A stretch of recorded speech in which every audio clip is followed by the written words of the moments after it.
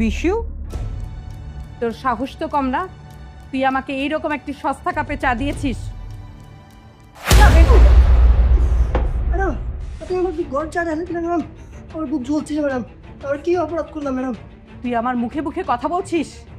বিয়াদব, বের হয়ে যা এখান থেকে। ম্যাডাম, এখানে বড় স্যাররা আসছে ম্যাডাম, এই যে সব কাপ এখানে চা দিয়ে দিছি, তাড়াহুড়ো করে এই কাপে জানিয়ে দিছি আপনাকে। যা, বের হয়ে যা, আমার চোখের সামনে থেকে বের হয়ে যা। সভ্য কথাকার। কি হয়েছে প্রকৃতি? এখানে তো চিৎকার চেঁচামেচি কেন? ঋষি ম্যাডামকে নোংরা একটা গ্লাসে চা দিয়েছি।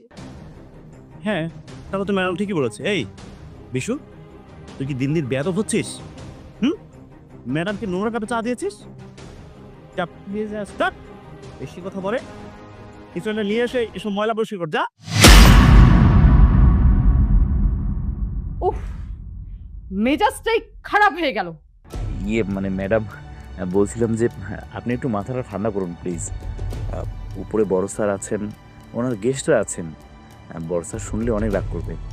আপনি তো বুদ্ধিমান মানুষ ম্যাডাম, কিছু কিছু সময় মাথা ঠান্ডা রেখেই কাজ করতে হয়।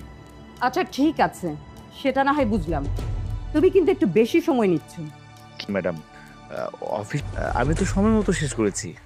আমার জানা মতে আমি তো কোনো কাজে বিলম্ব করিনি।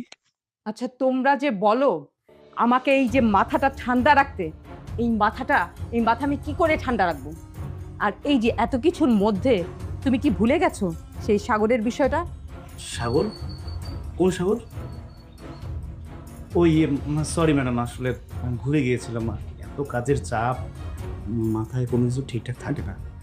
ম্যাডাম, আপনি আমাকে অনেক সময় দিয়েছেন, আমাকে আর একটু সময় দেবেন, তারপর দেখবেন ওই সাগর আমি এমন অবস্থা করবো না, ও সারা জীবন মনে রাখবে। আমি বুঝলাম না, আপনি আর কত চাপা মারবেন? সময় তো আর কম পেলেন না, কোনো কাজই তো করতে পারলেন না। প্রকৃতি যেই কথাটা বলেছে সে তো খারাপ কিছু বলেনি। এই সামান্য একটা সাগরকে তোমরা শায়েস্তা করতে পারছো না। আমি বুঝতে পারছি এই কাজটা আর তোমাকে দিয়ে হবে